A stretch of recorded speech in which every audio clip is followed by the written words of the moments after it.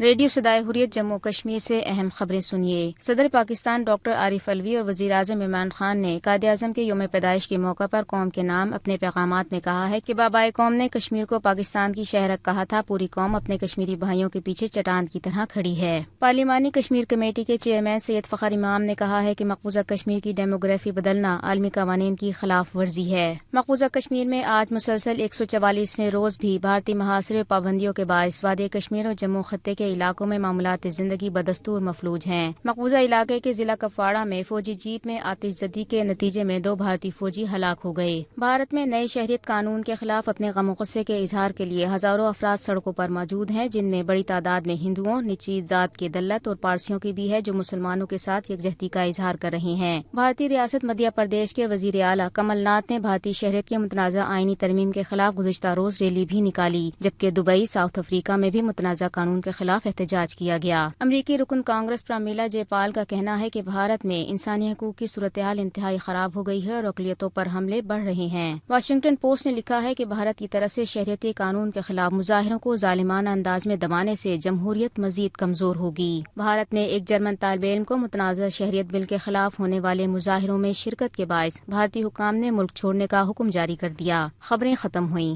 بھارت میں شہریت کے متنازع قانون کے خلاف جاری احتجاج اب ایک بڑی تحریک کی صورت اختیار کر چکا ہے۔ بھارتی یونیورسٹی کے طلباء، بھارتی مسلمانوں کے ساتھ ساتھ بھارت کی اپوزیشن جماعتیں بھی اب اس احتجاج میں شامل ہو چکی ہیں۔ Communist party of India Marxist کے جنرل سیکرٹری سیتا رام یچوری نے ایک بہت بڑے احتجاجی مظاہرے سے خطاب کرتے ہوئے اس متنازع شہریت کے قانون کے بارے میں کیا کہا، سماعت فرمائیے۔ یہی دورہ پن ہے، لوگوں کو گمراہ کر رہے ہو اور یہ گمراہ ہم سہ نہیں سکتے۔ کلیئرلی بتائیے آپ کیا کرنا چاہتے ہیں؟ کیا اس دیش کے اندر لوگوں کے بیچ میں پھوٹ ڈالنا چاہو گے؟ اور یہ پھوٹ ڈال کے کہ بھارت کا کوئی فائدہ ہے؟